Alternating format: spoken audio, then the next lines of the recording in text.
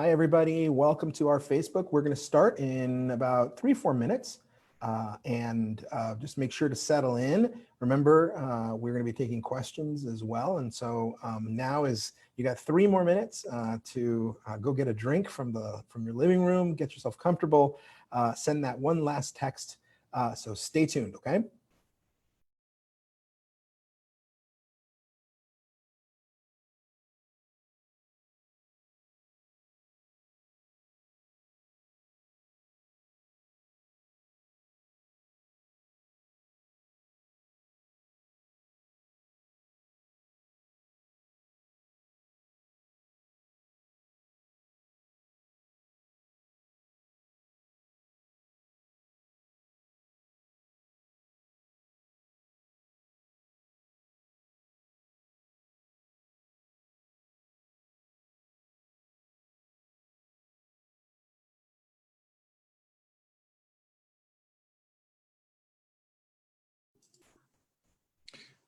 Hello, Councilman.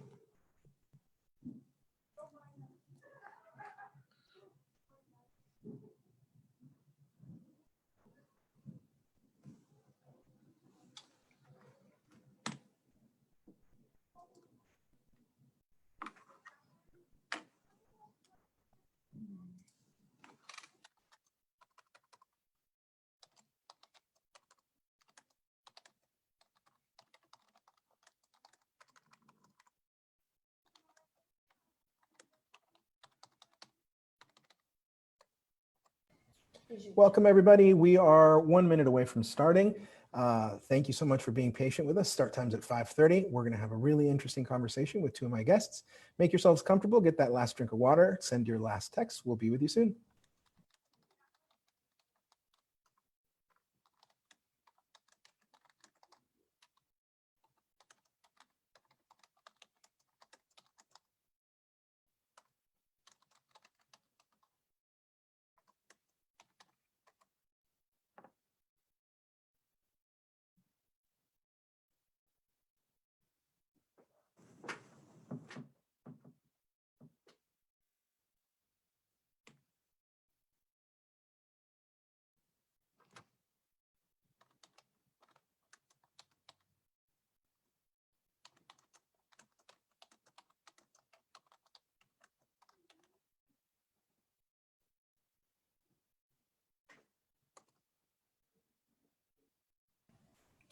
Hello, everybody. Happy Thursday. Hope you and your families are doing well. Welcome to our Facebook page. I'm City Councilman Manny Peláez, City Councilman for District 8. And today we're going to be joined by 2 guests. We're going to be talking about the impact that the COVID crisis has had on City of San Antonio, the actual municipal government, right? So we're going to be talking budget. We're going to be talking about essential services. We're going to be talking about belt tightening. And I have the pleasure of introducing you first to one of my friends. Her name is María Villagómez. And María Villagómez is Deputy City Manager, and she's also in charge of all things having to do with the city budget. Welcome, María. I'm so happy you're here with us today. Councilman, thank you so much for having me. It's a pleasure. Great. Well, Maria, one of the reasons I wanted to invite you is because, like you and everybody else in San Antonio and their families, we've been just trying to absorb this terrible blow that has been the pandemic. People's finances at home have certainly taken a hit. We know that employers, small, large companies and institutions have all taken a big financial hit. And, the city of San Antonio is not immune from that. Your job over at City Hall is to constantly monitor the city budget and to forecast what's going to happen before it happens, right? And to take into account, these unexpected circumstances, and certainly COVID was unexpected. So my first question is do you ever sleep? Sometimes. This hasn't been easy for you and the 12,000 employees that we've got working at the city, has it? No, Councilman, this is totally an unprecedented event. And for the city of San Antonio, as the rest of our country and the world as well, it is very different, unique that we haven't had to encounter something like this in the past. Yeah, yeah. Now, you don't just oversee our budget, which is the most important document that we work on year round at the city, but you also, in your portfolio of things that you handle, you oversee fire and police department, right? That is correct, yes. Yeah, yeah. And so, I know that our frontline workers, fire and police, also have a unique perspective on, this COVID thing. And so you've been drinking from a fire hydrant, if you will, right? I mean, there's a whole bunch of things getting thrown your way. And I got to tell you before we start today, how appreciative I am of your, your resilience, Maria. Everybody knows you from the briefings on television and online as the lady who delivers bad news sometimes, but you do it with a lot of grace, and you're very impressive. And so, thank you for being on the team, Maria. I'd like to move over to the very well dressed man in the vest. His name is Rod Sanchez. Hi, Rod. Hey, Manny. Rod is also on the city manager's staff, and Rod handles all things, having to do with code and development. And Rod, what else does your portfolio include? I got Public Works, World Heritage, and like you said, Development Services. Those are my big departments that keep me real busy. And I also work with the planning department. Yeah, and now we've also got our friend Razi on the line. Hi, Razi. Hi, Councilman. How are you? Good, thanks. And Razi, you're in charge of transportation and capital improvement. And that's pretty much roads, sidewalks, and everything and anything that requires asphalt and cement. Did I get that about right? Actually, our name has changed to Public Works Department. And Councilman, you're right. María Villagómez figuratively and literally drinks from fire hoses. That's right. So let's get started with the substantive part of our conversation. Maria, what cuts, if any, do you anticipate the city of San Antonio is going to have to make to the budget? Well, Councilman, to give you a little bit of context and for the viewers of this program, the city of San Antonio, like any other company or anybody at home, we have a budget. Our budget is $2.3 billion. That's on an annual basis. And within that budget, we have a fund that we call the general fund. That is about $1.2 billion. And that is the largest operating account of the city. We pay for police and fire and public works and parks and recreation out of that account. We also have other bank accounts, if you will, that we call restricted funds, like our airport. As you know, the city of San Antonio manages the international airport and Stinson Airport. So any revenues that we collect, we have to use them specifically for the airport. We also have a hotel occupancy tax in a fund, and this particular fund recovers all the costs that we collect from hotel taxes, and we use it for very specific uses. So those three funds that I just mentioned that make a portion of our overall budget, those are the three funds that have been impacted the most by COVID-19.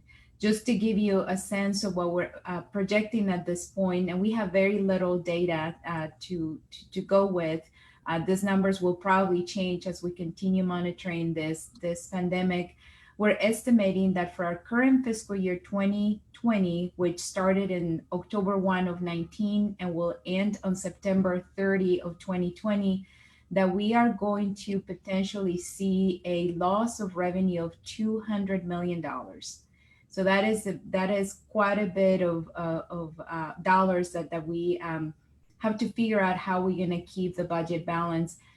Our local government, by city charter, we must remain balanced. So if we see a challenge with revenues, we have to come up with cuts. So to answer your question specifically, we are looking, and you can see on this, that's the $200 million that I was talking about. We we have done quite a bit of things. And if you go to the next slide, Okay. on this particular presentation, just to give you an example of one of our revenues, which is our sales tax revenue. As you may know, when we started to see a decrease in activity because there were orders in place and encouraging people to stay home and having some restrictions on the number of people that could gather publicly, we started to see a decrease on the sales tax that we collect because the malls were closed. Some of the stores that we typically go to were closed.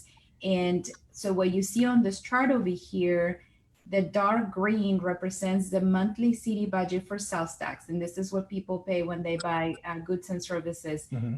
And then the aqua color represents on the solid line actual collections. So you can see from October through February, we were collecting pretty much what we had estimated for the budget. When you start in the month of March, you see a sharp decline, and that coincides with the stay-home orders that we had in place. So this is what we anticipate just for sales tax alone of the $200 million that I mentioned. Close to $53 million is related to our sales tax revenue. If you go to the next slide,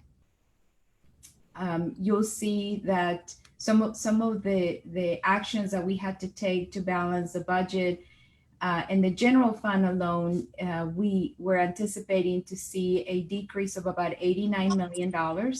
So one of the proposals that we presented to council was to delay some of our street maintenance program.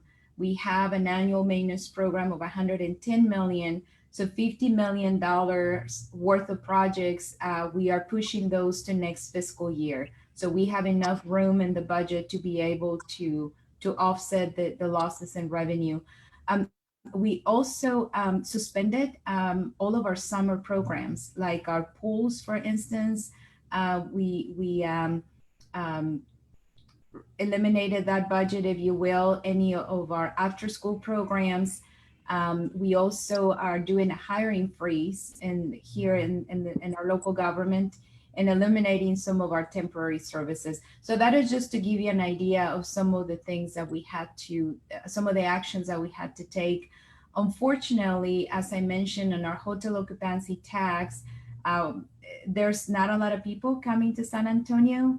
Not a lot of visitors, and this tax is collected when people stay in our San Antonio hotels.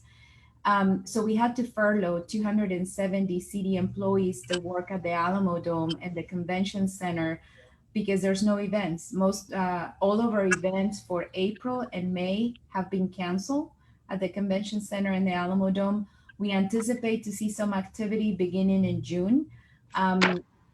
But we'll see how the economy continues to react to this pandemic. So that does, to answer your questions, those are some of the things that we have done to make sure that our budget stays balanced. Maria, one of the things that we know is that there's a lot of people out there, who will look at the budget and say, well, that's not important to me. That's not important to me. But there's always going to be somebody for whom that one line item is very important, right? And we know, for example, that, and here's an example, Ileana Barcelo Heiger is online right now, and she's saying, look, I'm really disappointed that the summer internship programs for college students were cut as part of all this. Since it's funded by a grant, how is that money going to be allocated or used if not for students? And so, a lot of San Antonians out there might not be personally invested in that one particular line item, but we do have, for example, a lot of kids who come to us every summer and get some very valuable experience. And for them, that's an essential service, if you will, or an essential program. How did you pick and choose, Maria?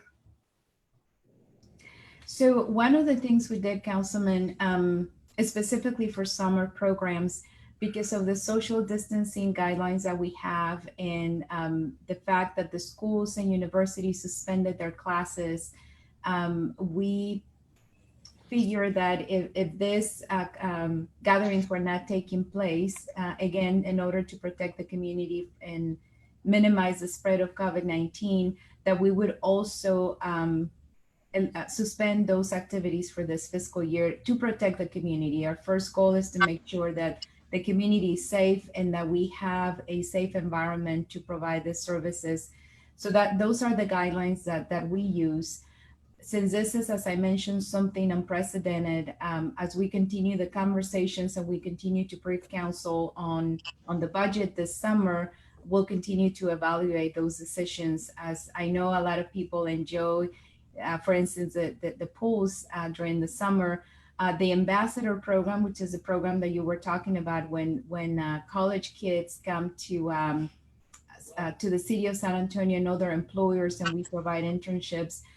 We're not anticipating to have that program this year. That is something that we're going to have to wait until next fiscal year for the next budget to be able to pick up that program again. Maria, the one thing I want to make sure that we reassure people is that there's some essential services that we will not cut, and we'll do everything possible, right? And so this is an example for this slide. Slide number 10 right here. And I don't know if everybody can see it, but what it is it really is evidence that we still continue to fund, above all else, public safety and emergency response. That for us, I think, is sort of the threshold obligation that all government has, right? And has there been discussion about paring down those services? Not at all. I mean, our first priority is to keep our community safe. So fire, police, our health department, those projects and programs are funded. There is no conversation to reduce or suspend any of the programs provided by those departments. So as you can see on the slide, this is the picture on the top. Is our drive-through testing site, and we're opening more across the city to provide that service to the community. So anybody who wants to be tested, they can get tested, and as we continue through this pandemic, but not at all. Police, fire, health, code enforcement, those programs continue. Maria, I understand most people who are at home, received some stimulus funding from the federal government, right? A lot of people are relying on, there's thousands of assistance programs out there to make, utility payments and to help them absorb their own personal budget shortfalls, if you will. Is there similar programs that we've been chasing down to bring home money from Washington, D.C. to help us absorb this very acute shock to our budget? Yes, Councilman, and I want to thank you for being the co-chair to the committee who has been working very hard to get the city of San Antonio funds from the federal government. And let me share with the viewing audience that a couple of weeks ago, we were informed that the city of San Antonio received $270 million from the CARES Act. This is called the Coronavirus Relief Fund. And we're excited about the funding. This funds will be used for the city's emergency response to do more testing, to do more contact tracing, for the fire department to continue to visit nursing homes and provide those first responders services to our community. The funds can also be used for community assistance. And this coming Wednesday, we have a B session with the City Council. We're going to start the conversation on how we can use some of these dollars to help our San Antonio residents. We've also gotten other grants. We got a grant that we utilized to secure a center and a hotel specifically for those individuals who don't have a home, for a homeless community. And so some of those dollars were used for that. We also got a grant that we put into production for housing assistance, rental assistance, utility assistance, grocery assistance for those individuals that were impacted by COVID-19. The federal dollars we got, coupled with some revenues, resources from the city, we came up with this $25 million housing emergency program for our community. That's just to name some of the largest grants that we have received from the federal government. So Maria, and what I'm going to ask my team to do here is to close down this slide so that we can get back to talking to Maria. Are you anticipating more cuts? I guess that's a fair question, right? I mean, if you cut once, then maybe this is going to continue to get worse, and we may have to go back and cut some more. And if that happens, from where would you cut? Well, you know, one of the things that we're doing this year, which is a little bit different than we have done in the past, I guess the short answer to your question is yes, we potentially will be making some additional cuts to the budget. One of the challenges we have with the funding that we got from the federal government is that we cannot use it to offset our revenue losses. Mm-hmm. So we have to continue to look at the revenues that come into the budget and potentially recommend more cuts. Now, as we go through our budget process, every year we have a goal setting session where City Council sets the priorities for the budget. And during this time, we talk about, okay, these are the things that we would like to add. These are the revenues that we don't want to increase, that kind of conversation. This year, we are introducing what we call a trial budget. And this will be presented to council and the community in mid-June. So when we have the goal setting session in late June, council can give us direction on some of the proposed reductions that we may have to do next fiscal year. I don't know at this point exactly what are we going to be proposing to the council, but we're beginning to have those conversations with our internal team. So those potential cuts will be presented to the council a lot earlier than what we typically do during the budget process, just to have a dialogue and have the input from the council, the community, before we prepare the budget. The budget will be prepared in July, and then we'll have the proposed budget to the community and the council the first week in August. You know, Maria, a lot of the work that you do and that we do on council is exactly what you and I are doing right now, which is exploring how to make sure that people are protected and get the services that they've grown accustomed to receiving. And oftentimes the news doesn't really cover all the, because it's kind of boring, right? And it's to a lot of folks, I know that you get very excited when you see spreadsheets and budgets and all that, but it's not the kind of thing that we talk about very often. And so, when we talk about cutting services and having to readjust budgets and readjust spending mid-year, that's a really big deal. Especially when we are doing it in response to a pandemic. And so, what are you anticipating in the form of, property tax, statewide or locally? Because, we get a lot of messages and we're getting them right now online, well, then if you're cutting, then please cut my taxes. Is that a conversation y'all have had among the staff? Councilman, we've had many conversations. How can we minimize the impact to our community? Our goal is that whatever reductions that we have to make will have a minimum impact. It's difficult to be able to do that, to balance it, but that is our goal. In terms of property taxes, you may recall that last year the state legislation made a change.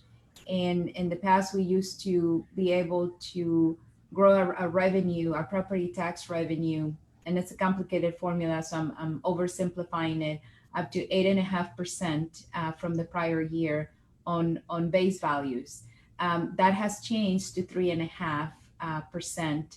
Now, the state law allows that when there's a situation like the one that we're in right now, we could go up to 8.5, but we're not recommending that to the council. We plan to stay with the new law, which is at 3.5. I will tell you that other cities like Austin and Dallas are considering increasing the property tax rate. We are not. So as we continue those discussions with the city council, our staff recommendation is to stay within the new threshold that the state passed last year, which is 3.5 growth on base values. Well, Maria, and that's, I guess, the hardest part of this, right? Is that making a commitment to not raise revenue with the easiest way possible, which is, increasing the tax rate, while at the same time, continuing to deliver essential services. That's the balancing act. And I think that most people don't really realize the importance of the work that we're doing here, which is to continue to live within our means, but not let essential services fall between the cracks. Which brings me, Maria, stick around. Which brings me to the topic of the most essential of services that we offer, which is public works, right, and development services, and what Razi and Rod do. And so, hey, Rod. What's it like living under this new regime, under this new scheme, where that there's going to be, $50 million that weren't there, that were there and they're no longer there, but you still have to maintain streets and sidewalks, et cetera, et cetera. And you're muted, by the way.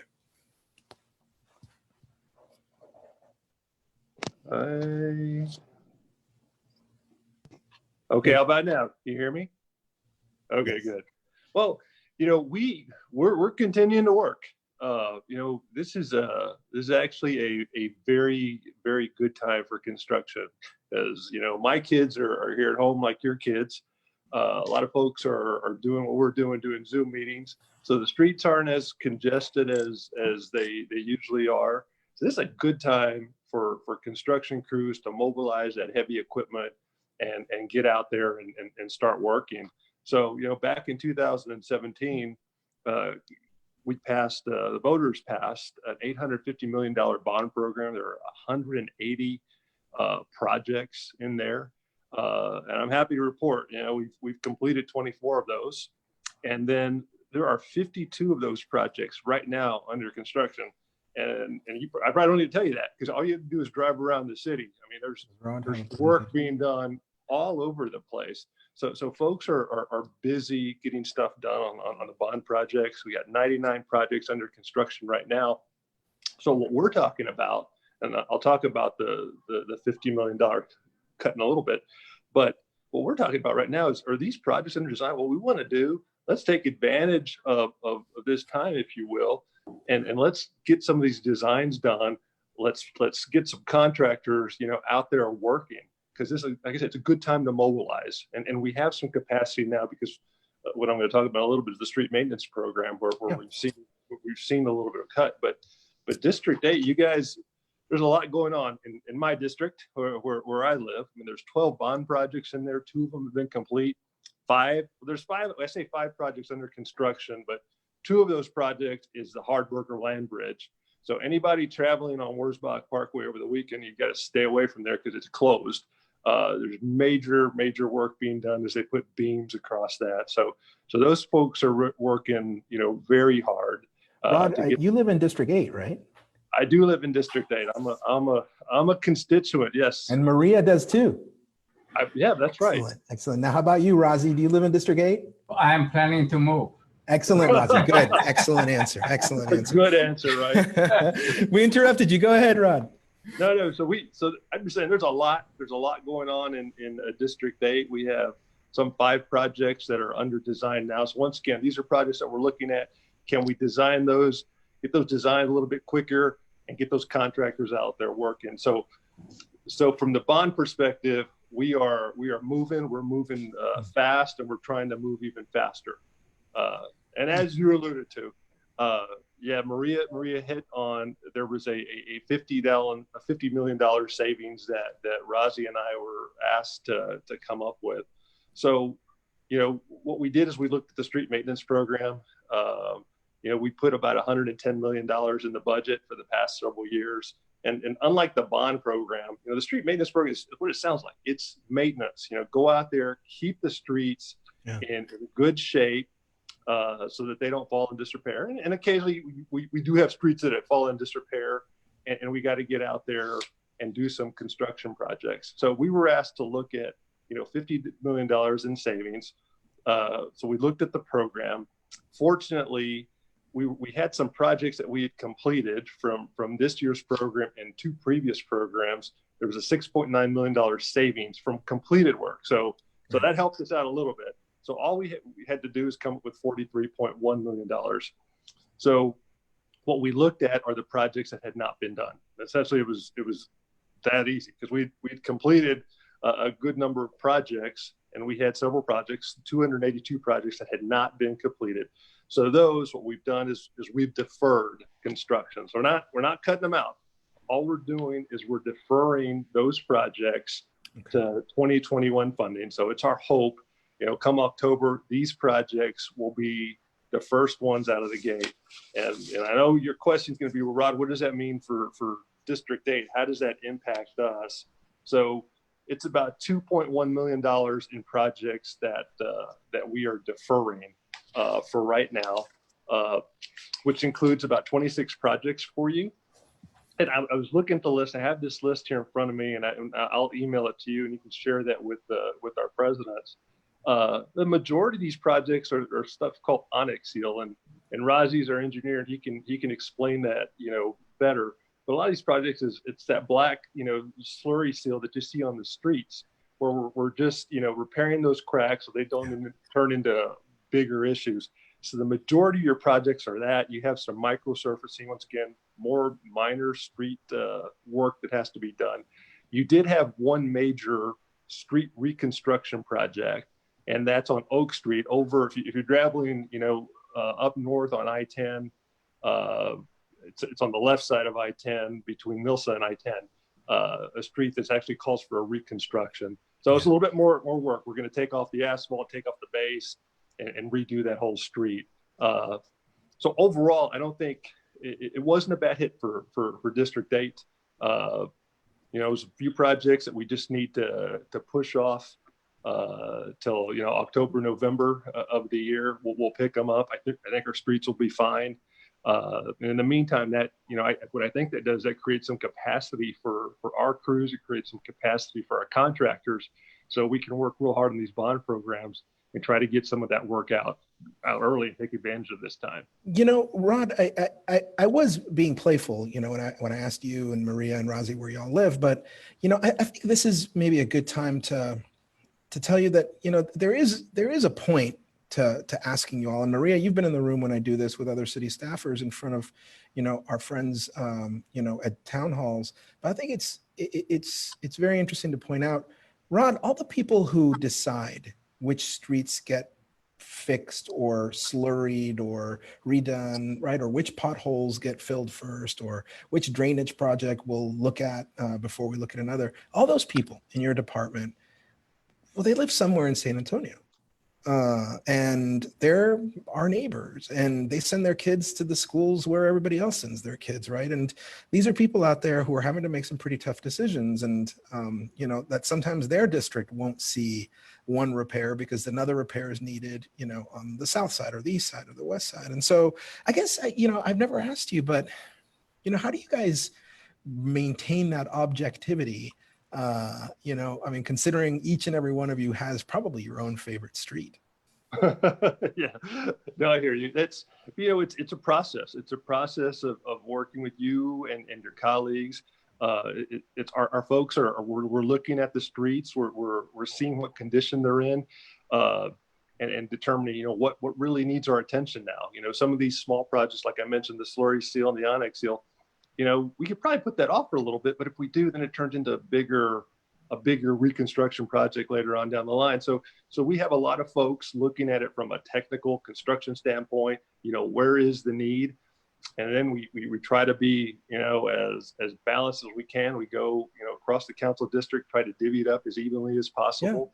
Yeah. And we work with you. And we share this information with you. And we say, this is what we think, Councilman. And we try to get your feedback. And I know you reach out to your neighborhoods, you get their feedback. And based on a lot of information, we come up with a program from that year.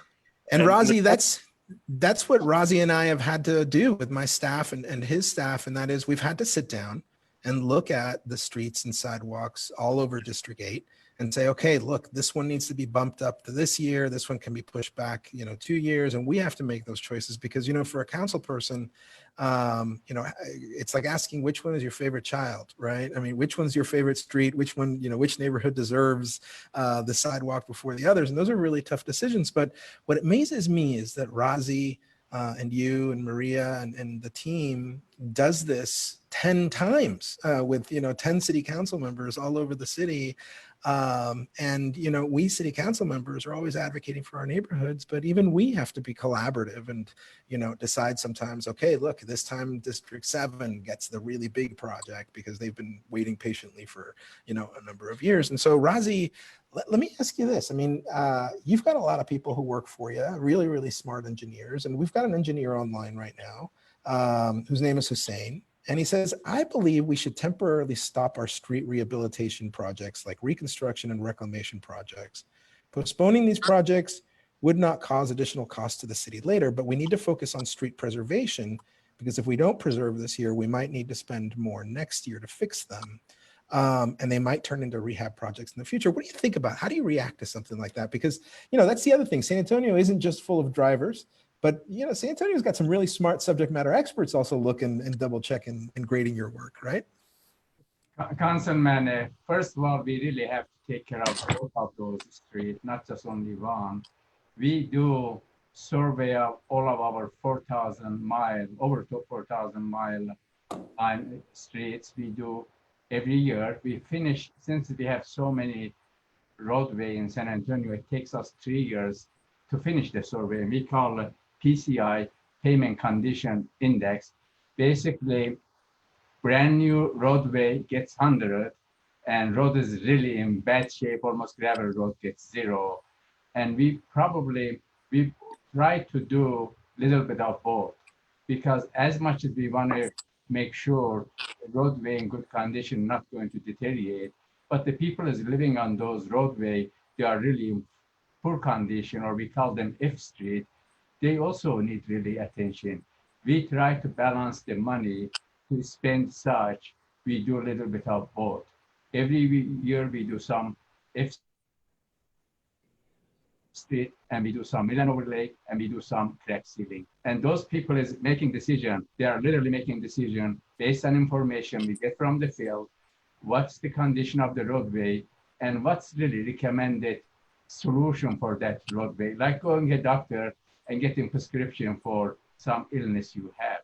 And your concern was how we deal with 10 council districts. Like Maria, we don't sleep, we work 24 hours. That's right. No, and I do. I know that you actually do work 24 hours. And Maria, I know that every once in a while you may go home, spend a few hours, and then come back to the office. But these guys, I'll tell you, when you drive all over San Antonio, you see Rod and Razi's crews out there in their orange vests with bright lights in the middle of the night, repairing streets. Your department really is like the police department, a 24-hour department, right? And Razi, is it true that the condition of a street can just change overnight? I imagine these terrible rains, for example, require you guys to react very, very quickly. Do these budget cuts impact y'all's ability to respond to, sudden flurry of potholes along Military Highway, let's say? Most of the pothole is done with our crew. Usually street condition doesn't change significantly overnight. It may create some pothole because of the rain and other things. And we have a number of the crew. Anthony is online also. His crew takes care of it. Of course, weather does affect our roadway, which affects really many things else. And this budget cut was some degree tough because if you remember, we start $64 million street budget a few years ago, went to 99, and last year and this year we had 110, and we were hoping to continue that one. But unfortunately, we put a little break on what we were planning to do. Yeah. The good news is for your council district, you had 116 projects, 37 already completed, 53 will be done by September this year. The only one is we are basically deferring 26. As Rod says, the project was not really started, equal 2.1 million and 4%. Wonderful. So back to you, Rod. How about code compliance? Has that been cut in any way? Have you had to make adjustments, or are we still inspecting, making sure that buildings are safe for people? No, we are still going. We're still inspecting. I mean, that's one of those essential services that we continue to do. So those folks have not cut. We haven't cut them at all. Matter of fact, we've kind of increased their work a little bit. They're the ones that have been helping us with the mayor's and the governor's declaration order. So, they're the folks that have been going around to the HEBs and the different stores and saying, hey, you got a social distance and there's too many people in here, or gatherings and what have you. So no, we haven't seen, we have not seen a cut for code. They're still going strong. Our development services department, our inspectors and our plan reviewers, we are unfortunately seeing a little dip in construction activity, and it's starting to impact our revenue a little bit. We were fortunate in a sense that the year was off to such a great start. There was so much development and construction going on. We're actually ahead of budget, if you will. So that's helped a little bit, but we are starting to see an impact to that department and that fund, and it's something that we got to watch very, very closely over the next couple of months to see what we're doing. But that is something that concerns me a little bit, given that we've seen some slowdown in the development activity. We've been talking about difficult adjustments and difficult conversations we've all had to have with each other to figure out where we shave, off dollars. But I do see hope on the horizon. And so, Maria, back to you. Are you hopeful about anything? And are you seeing evidence that you can help, our San Antonians who are watching to be hopeful? And maybe you can tell us a little bit about what we're seeing with the CARES Act, and what we can look forward to there. Thank you for that question, Councilman. Of course, there's hope. I read I did a webinar with other cities as we evaluate what other cities are going through, and recovery is inevitable. It's going to happen. I think, thank you to the community for giving us the opportunity to flatten the curve here in San Antonio by staying home and protecting themselves and protecting others.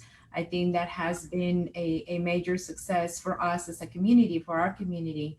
So there is hope. There is, this federal funding that we have with the CARES Act, and some of the very preliminary conversations that we've had on how to use those funds.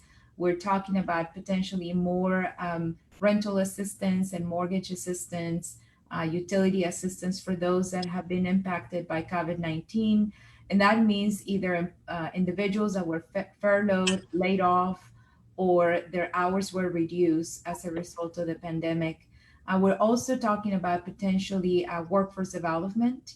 And for those students that are having to take classes from home, there's some areas of our city where there's no access to internet. And so that is an area that can be paid out of the CARES Act. So we are excited about the use of these funds. We have an opportunity to make an impact in the community. We can solve all the problems that we have, but it's a good start. From a financial perspective, there's a lot of conversations across the country with economists and what they're predicting, how this recession is going to look like, if we're going to recover quick, how quick. There's still a lot of uncertainty, and I encourage the community to continue to be safe, to protect themselves and protect others as we continue to go through this process until the time that there's a vaccine. So still a lot of work to do, but I believe that we have a strong community here in San Antonio. We're resilient, and we just have to continue working together. Maria, I also, and this, I consider, another set of little creatures out there to be my constituents. And those are the ones with 4 legs and tails. And, we did get a question. Has ACS been, animal care services been impacted in this way? And, and can we continue to expect ACS to, be as amazing as it's always been and taking care of dogs and cats and making sure that dogs and cats find forever homes? The work that ACS does is so critical for our community. We impound about 30,000 pets, dogs and cats across the city. COVID-19 has had an impact in terms of less traffic coming to the facility to adopt pets. But the community has responded with fostering pets and helping us in that respect. Financially, they have not been impacted. They were not one of the departments that had to suspend any other programs. As you said, this is a very critical service of the city. And so I would like to encourage the community to adopt a pet. I mean, they're wonderful creatures. I adopted my dog, Maya, my baby from ACS.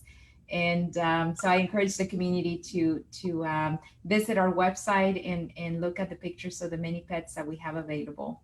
Wonderful. And so for those of you that want to see a picture of Maya, let me know and we'll send you photos of Maya later separately. Now, Rod, silver linings, good news. What makes you hopeful, right? I mean, this can't just be a slow drip of bad news all the time. I know that there's some things to look forward to, and especially when it comes to the portfolio that you handle. No, absolutely. I mean, Maria, I can't say any better than Maria. We're a resilient city. It's my hometown. I grew up here. I know the folks here. We're resilient. We're going to get through this. From a city perspective, we have great departments here that, all those folks, I mean, they're just hardworking folks. They roll up their sleeves. They love what they do. They love this city. They're eager to serve. We're getting the job done. We were talking to Razi and the public works staff. I mean, those guys don't stop. We're continuing to fix potholes. We're continuing to get the streets ready. Like I said, this time is a very good time for construction. So we're able to do a lot, mobilize a lot of heavy equipment, and get, construction going. So, I'm hopeful that, when this pandemic, comes to an end, we have a lot of projects in the queue, and we're just going to be able to just knock those out and get this economy going again. So if somebody does have an issue with a street or a sidewalk or something like that, where do they call, and how do they get a hold of your department to make sure that gets addressed quickly? The easiest thing to do is call 311. Call 311 and let us know, what the issue is, where it's at, and we'll get the crew out there to take a look at it. And Maria, we haven't cut 311, have we? No, we have not. As a matter of fact, we extended our hours for this pandemic, so we hired some temporary personnel. So we're excited about that. Now, Councilman, may I add about where they call? 311 is the best one to call, 311. It creates documentation. Many times also when we are working to create project lists, we use those numbers from 311 to see which road we got a lot of complaint that tell us this road is in really bad shape. Sometimes people think if they call us directly, get a better response. They may, but 311 is the best place to call. So that's really important, and I think it deserves highlighting. And what I'm hearing you say, Razi, is that the most effective way to guarantee that your street gets attention is to call 311. And you guys look at the number of times people have called 311 as it applies to one particular street or, sidewalk or issue. And then that's how you prioritize. And I think that people need to know that it's not just a matter of calling 311 also, but you, Razi, also, get to these numbers by way of the City Flag app, right? Correct. And also we can close the loop after we fixed it. We usually return the phone call. So Razi, what I want to end with is with you talking to us about the men and women who work in your department, the folks that we see out in the street with the orange vests and, helping direct traffic, and the dirty boots, and the hard hats. How are they doing? I know that, one of the things that, that has worried a lot of them is that they still had to continue going to work during, this pandemic, because streets are an essential, thing that everybody expects. How's your team? How do they keep their spirits up? They are doing, Councilman, very good. Thanks for asking. And also we are very sensitive about their comfort and safety. Yeah. We have tried to make sure each of the individual driving on a single vehicle, they are not running two vehicles. They are by one vehicle to make sure they are safe. They come in different hours, make sure they are not really gathering together. We have provided them a mask and gloves and other. Overall, I think they are doing really good. Wonderful. Well, thank you for all the work you do. And, you know, Razi and Rod, do you think it's fair for me to make my closing argument first, and then I'll let you all make your closing arguments? And here's mine. If anybody's going to have a takeaway from this conversation, is that we're all in this together, that it's really San Antonians who work for the city of San Antonio, and they deliver essential services to their neighbors. When you see somebody out there on the street wearing an orange vest and working, slow down. You know, give them a little bit of wiggle room out there so we can make sure that they get home to their loved ones, because they're working really hard to make sure that you get home to your loved ones on time too. That's my request. Maria, what's your request? What do you want people to do? Stay safe. Take care of yourself. Take care of your loved ones. I think by doing that, we'll make sure that we are able to get out of this situation and we come out stronger. So, and thank you for all your support. Thank you, Maria. All right, Rod, closing argument. What do you want people to do? You know, as much as possible, stay home. You know, we understand everybody's got to get out and go to the store. You know, do that. When you do, you know, wear your mask, social distance, wash your hands, stay safe, because we need you to get this economy rolling again when this pandemic's over. Wonderful. All right, Razi, what do you want people to do? I think just stay home, like everybody said, and be safe. Don't scare too much. Use common sense. And we are going to come to you and your neighborhood in the next few months to ask the project list for 2022 bond. We are looking forward to go another big bond. All right, and bond, nothing stops the bond projects. I get it. All right, folks. Well, listen, San Antonio, this was very special because, you know, the folks that we've recruited for this phone call never get to do video conferences for the public because they're always in the back room doing the heavy lifting. And we dusted them off today to brought them out to introduce you just so you can see, you know, exactly the kind of big brains that we have working on the most important part of how the city functions, which is the money side of it, and prioritization of services. Maria, Rod, Razi, thank you so much. Ladies and gentlemen, if you ever have any questions for me, you can always call us at 210-207-0943. If you ever have a need to complain about a particular pothole, city, stray dog, graffiti, you know, a down sign, or any other issue that you think the city needs to know about, you can call 311 and they will direct you. And if you have any questions regarding what Maria does and you want to see her budget, you can go to sanantonio.gov and she will have the budget up there. And Maria, it is a page turner. It is a really exciting document, and there's no shortage of pages in that document. And if you want to see the list of streets that are on the schedule for 2020 and then 2021, you can also find them there on the Public Works website at sanantonio.gov. Ladies and gentlemen, amigos, thank you so much. This is where we say goodbye. Thank you. Bye-bye. Bye, guys.